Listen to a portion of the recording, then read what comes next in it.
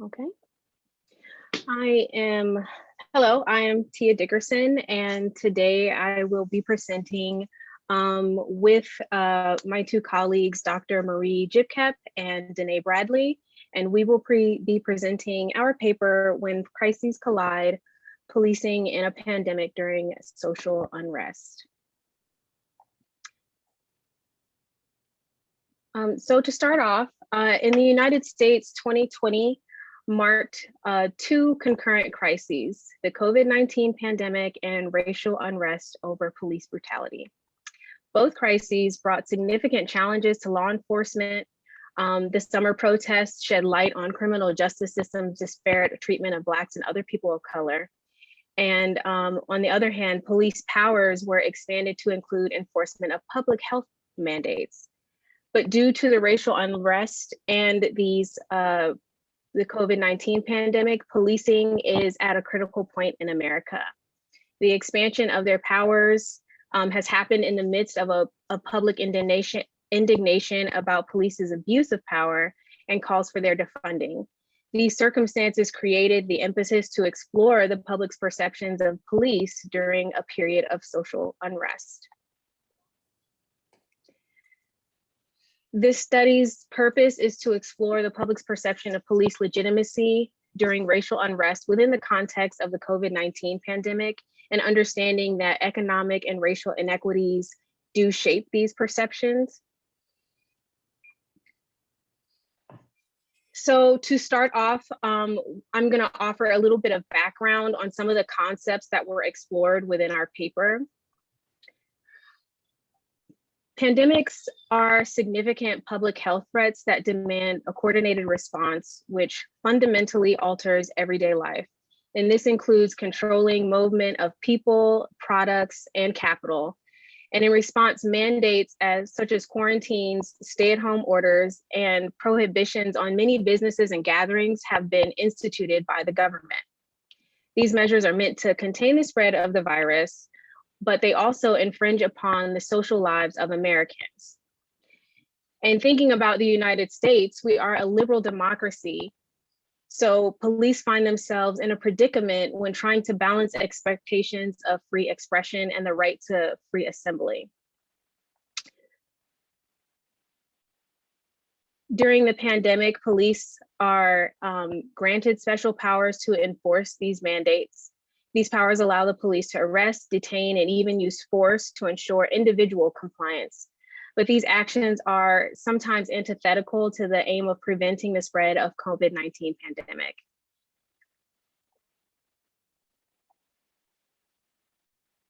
Because of the increased involvement of police in managing protests and enforcing the public health measures, police legitimacy becomes increasingly important.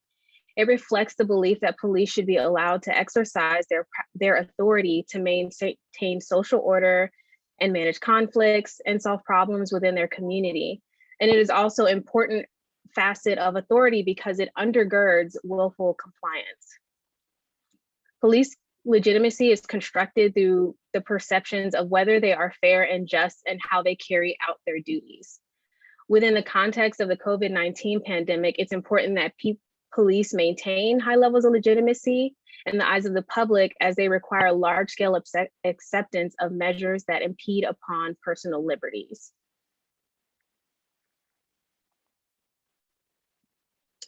The racial unrest over the killing of George Floyd have strained the relationship between law enforcement and the public.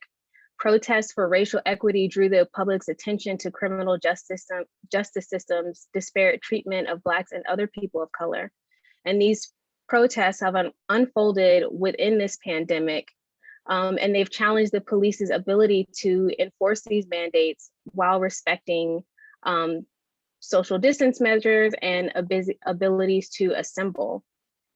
And further, whether the police's response to the COVID-19 pandemic and racial unrest is rightful, proper, or suitable is under intense scrutiny due to these racial unrest.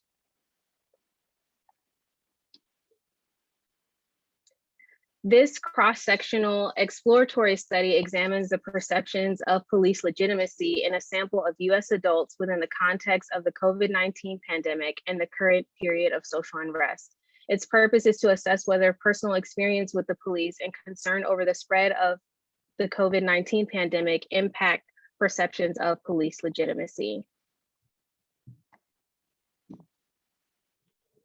The study mines data from the June 11th through June 15th, 2020 Center for Public Affairs research poll. The data were collected using a AmeriSpeak omnibus between these dates with adults age 18 and over representing the 50 states and the District of Columbia. Panel members were randomly drawn, and there were a total of 1,310 that completed the survey, with 1,220 completed via the web and 90 via telephone. There were approximately 12% of the respondents were Black non-Hispanic, with nearly 63% having identified as white non-Hispanic, and 16.7% were Hispanic. Almost 60% of the participants were employed at the time of the survey, and nearly 1/3 were between the ages of 40 and 49. More than 34% had earned a bachelor's degree or higher, and nearly 50% of the participants were married. 1/5 reported a household income between $50,000 and $75,000. And although 1/3 of respondents strongly approved of recent protests against violence against although over 1/3 of respondents strongly approved of the recent protests against violence in response to George Floyd's death, only 7.3% reported having participated in any of the protests.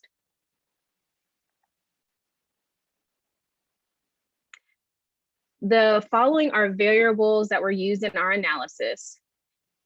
After controlling for socio-demographic factors, we use the following variables to measure our study. Our independent variables were perceived treatment by the police and concern over the spread of the COVID-19 pandemic. Perceived treatment by the police was assessed by asking respondents if they had personally felt treated unfairly by a police officer, specifically because of their race. And response options were either yes, I have, or no, I haven't. Concern over the spread of COVID-19 pandemic is a composite score of 4 items that measured respondents' views on select measures to mitigate the spread of the COVID-19 pandemic. And this included items such as asking whether respondents agreed to or opposed requiring Americans to, say, limiting gatherings to 10 people or fewer. These items were measured on a 5-point Likert scale and recoded to reflect answer choices from 1 being strongly opposed to 5 being strongly favor. For our dependent variable, we created a measure of perceptions of police legitimacy. And perceptions of police legitimacy is a composite index that captures the degree of participants' perception of police legitimacy through 4 questions. The higher value stands for a strong perception of police legitimacy. And items in this construct, in this scale, ask participants things such as their opinions on whether the police treated a race more fairly, and their options were Black, white, or neither.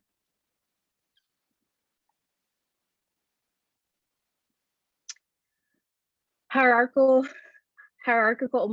multiple regression was performed to examine the relationship between criterion variables and perceptions of police legitimacy. And after controlling for effects of race, ethnicity, gender, age, educational attainment, marital status, and household income. Analyses were conducted with 2 models by entering clusters of variables. As shown in the table here, model 1 contained the demographic variables. And in model 2, personal experience with police and concern over the spread of coronavirus were added. Perceived treatment by the police and concerns over the spread of COVID-19 pandemic were entered into the second step of the analysis. And findings show that they account for a significant increase in the variance of perceptions of police legitimacy beyond that explained by sociodemographic attributes. The inclusion of these variables dramatically extended the explanatory power of the independent variables by nearly 48%. And the effects of age and educational attainment were slightly reduced after the introduction of perceived treatment by the police and concerns over the spread of COVID. So what does this all mean? We can thus conclude that gender does not drive the relationship, but rather perceptions of police legitimacy reported by older, unmarried, female, high school or college graduates is really what mattered. This was also the case for perceptions of police legitimacy among respondents who expressed concern with the spread of the COVID-19 pandemic and who personally ever felt treated unfairly by a police officer, specifically because of their race. Our final assessment of the total model provides two interesting insights. The first being that when simultaneously addressing model variables, concern over the spread of COVID-19 pandemic emerges as the most important predictor of perceptions of police legitimacy within the context of a pandemic and racial protest. Second, white non-Hispanic respondents reported higher perceptions of police legitimacy as demonstrated by the change in the relationship between race and perceptions of police legitimacy. The change in direction for the regression coefficients of the association of race and perceptions of police legitimacy and models 1 and 2 suggest that non-white respondents have lower perceptions of police legitimacy and white respondents had the opposite. The findings suggest respondents' perceptions of police legitimacy were high, particularly among those who reported being married. Very little is known about how marriage shapes perception of legitimacy. And although unexpected, this finding underscores the need for further explore the relationship between marital status and police and perceptions of police legitimacy.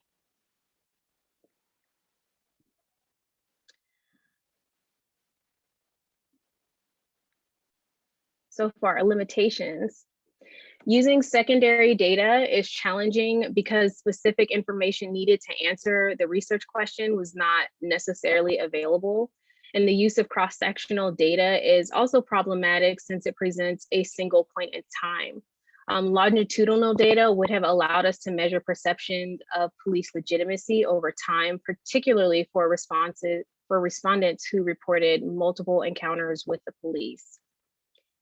We also believe that the results were influenced by the demographic composition of our sample. More than 36% of our respondents reported a household income that far exceeds the national median household income.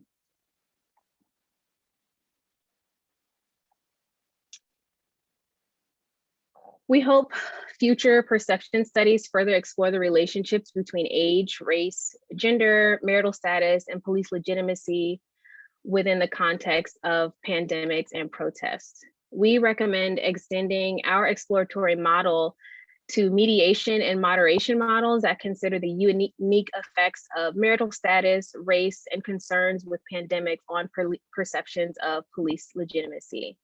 Qualitative approaches should also consider exploring the nuances of perception of police legitimacy within the context of pandemics and racial unrest. And this concludes our presentation, and we can now open the floor for questions. And I also invite my co-authors to join in the question and answer portion. So I can stop sharing.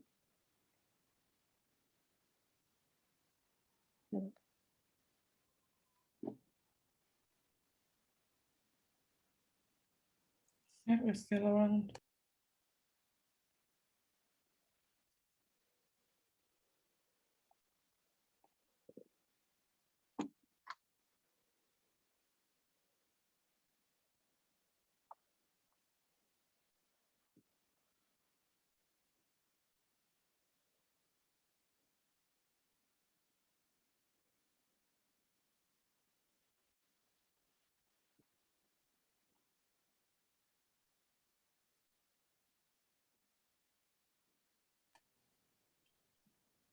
So I'm not sure what we do. Yeah, I don't.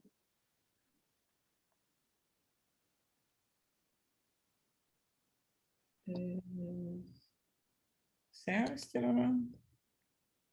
Oh, well, we wait for the audience to ask questions if they have any. Mhm.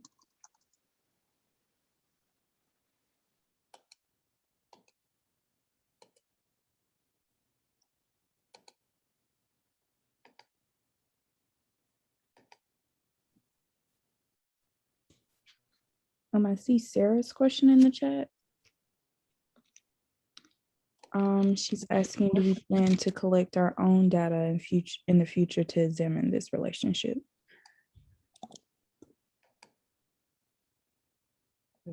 Can't say again, what's the question? Do we plan to collect our own data in the future to examine this relationship? Since we said it used secondary data. When secondary data was problematic, we know a lot about police legitimacy, but I think in these times, it's important to examine the issue even further because the young people of color have reported some, antagonistic encounters with the police. And so it's important for us to understand if in a time like this, people feel that they're treated differently by the police because the emergencies are not the same, the issues are not the same, the concerns are not the same. And all of us, are actors in being able to control the pandemic. Somebody is asking for a copy of the presentation so they could share with their agency. So I think for us, it will be important to collect our own data. We actually are running a survey on Qualtrics. Responses have been slow incoming, but I think that it's also because we're not providing incentives to potential participants. So I'm sure that is what is slowing our data collection. So I hope that answers your question. If you provide us with an email address, I guess we'll be able to send you the presentation. And it's Tia will. Oh, yeah, sure.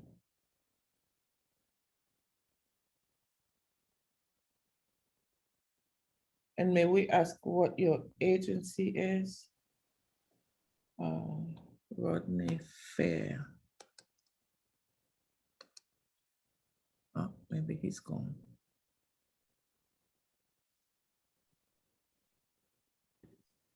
Maybe he's gone already, I'm not sure.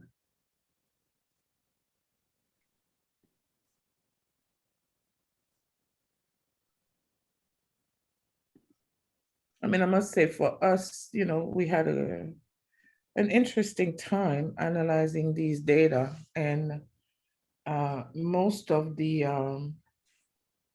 data that we found, secondary data around issues of coronavirus and the racial protest of the summer, very few merged the two issues.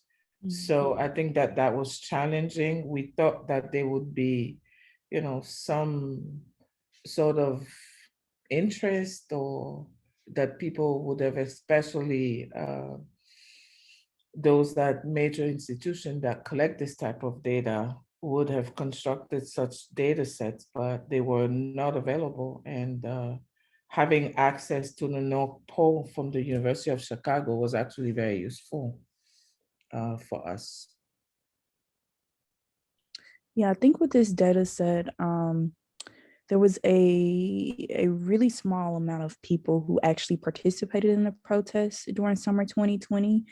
So we really couldn't look at the perceived treatment, especially for those who participated in the protest. And that was definitely something we wanted to look at to see if perceived treatment and participation in protests had a effect. So hopefully we can, with this first, by collecting our own data, we can sort of gauge how people who participated in these protests really perceive police, as well as how they perceive them within the context of COVID-19. I mean, you have to consider that the issues of the racial protests were the police. So police legitimacy was at the center. It was being called into questions, but then there was also the concern for COVID-19 propagation. So those two issues came to a head. Granted, people who participated in protests would argue that it was important for them to participate in those racial protests in spite of their potential exposure to COVID-19. But, you know, there are people who did not participate in the protest, although they agree. And I think that, you know, if we are able to collect enough cases in our study, we probably will be able to make comparisons between the two and find some differences. Maybe those who were more concerned with COVID did not participate, or you know, maybe the participation rates are similar among those who attended the protests and those who did not with regards to the coronavirus. You know, which is more important, you know, because the protest and the virus are issues of life and death. And I think it's important for us to be able to measure where people are, especially in the current socio-political climate. I mean, you know, yesterday there was this big shooting in Colorado. Last week there was a shooting in Georgia.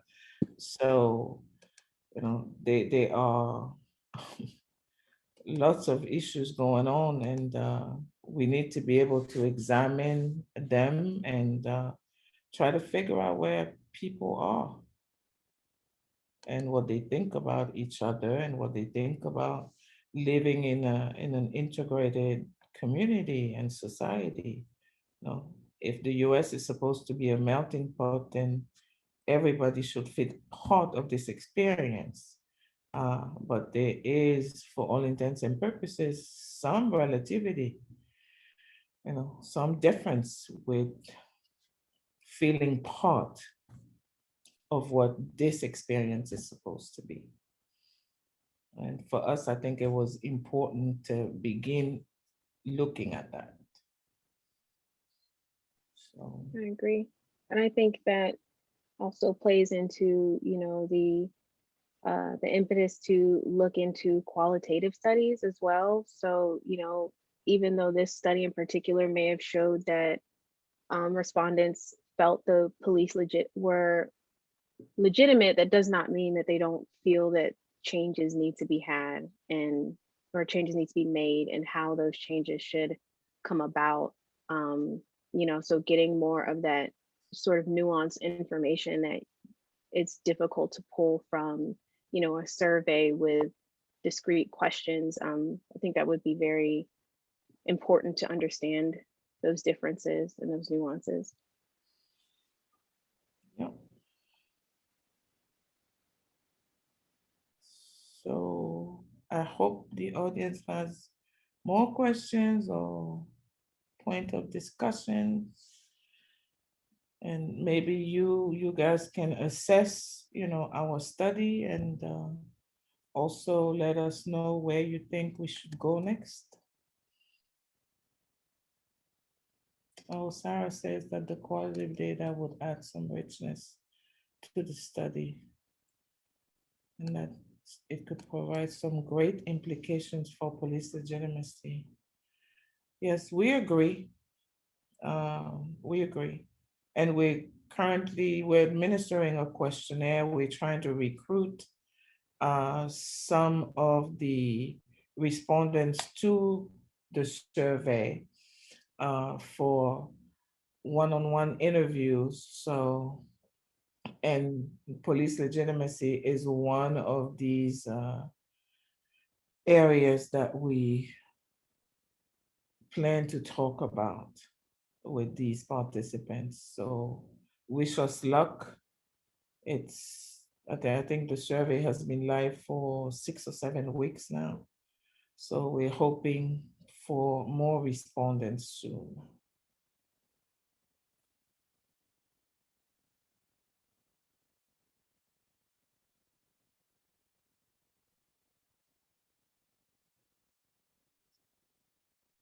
Mhm.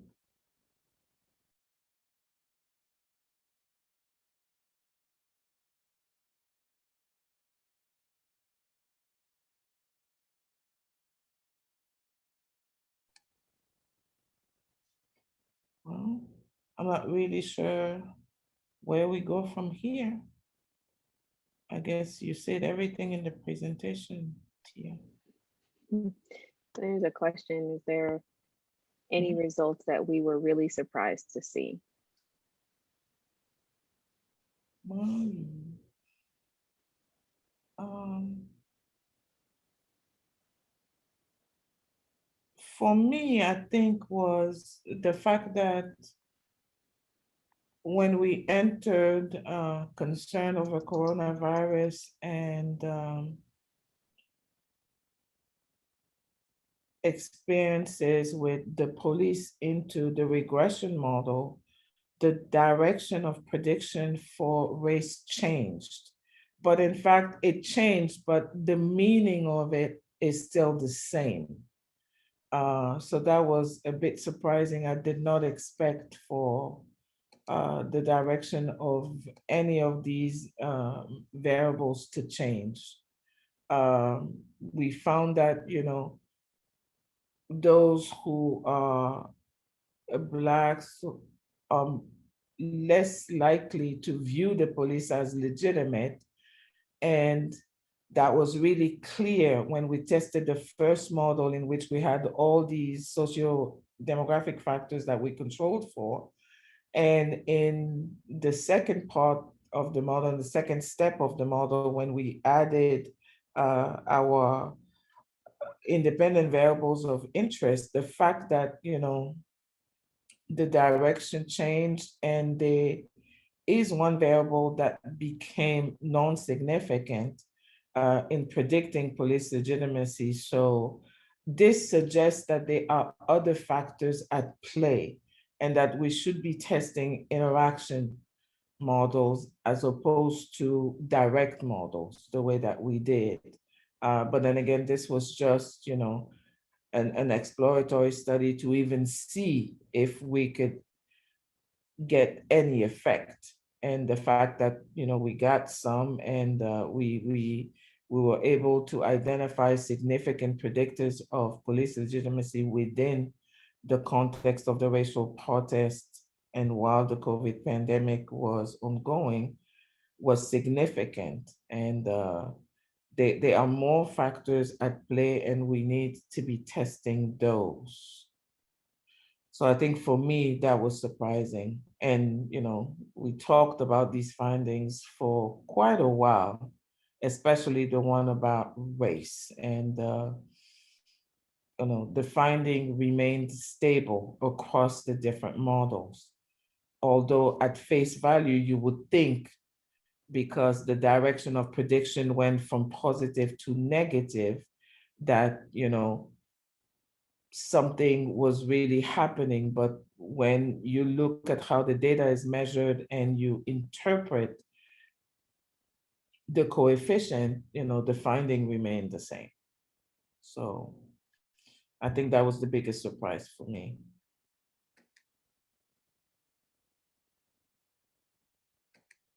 I'm not sure about you guys, but for me, that's what it was.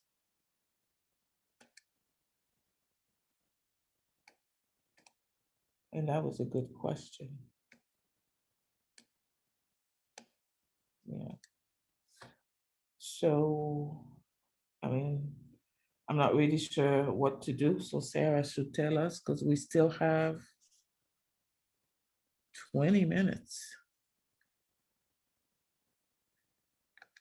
So we will wait. It's up to you. I see just Rodney in the attendees section now. If Rodney has any questions or not, or because you're good to if you feel that you're done. He's been here the whole time. We really appreciate it. This was Thank you, Rodney. this was a fascinating presentation. I really liked it. I think police legitimacy is important to look at, and it's a little surprising to see some of these results, and just especially with the makeup, and you like saying that how many people actually went to the protest, but they are in favor of that. I think you said that they're in favor, but they didn't actually participate. That's surprising too. And then it makes you think, is it because of COVID as a factor for that as well? Yeah, if it's, You know, I think if you continue this work and like adding the qualitative component, it's gonna be amazing, I think. Mhm. we think it's I think worthwhile expanding as well.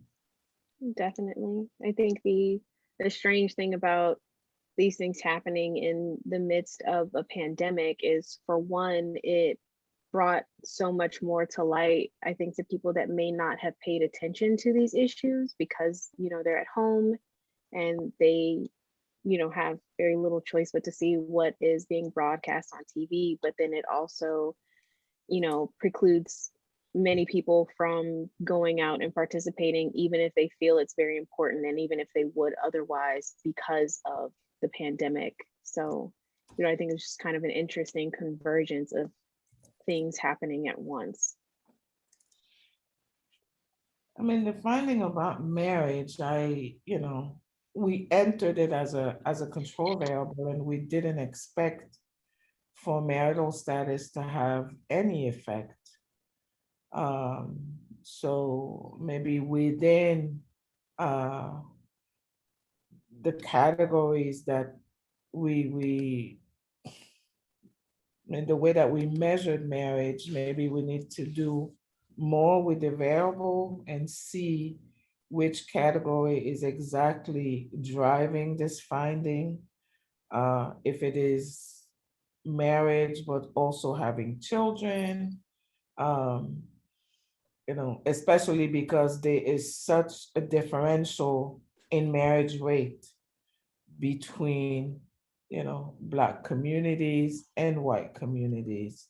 So I think it will be important to kind of find out if marriage is really having an important effect.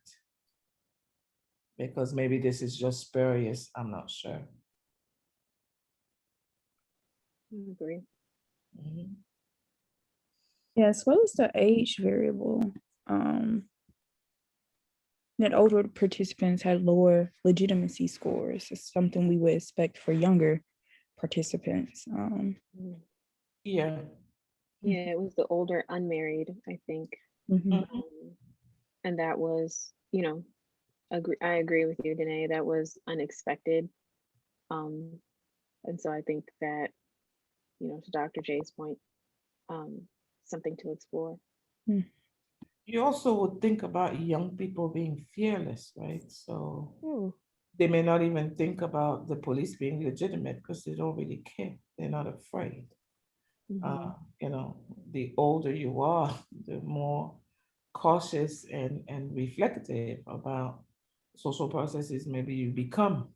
So you can have a healthy dose of discomfort and be able to articulate that discomfort in terms of, issues of fairness and otherwise. I think that for young people, maybe this is all wrapped up in risk-taking, fearlessness, optimism, idealism. So there's a way to be able to explain this finding for young people. For older people is a lot trickier. And that was not something we we expected to see either.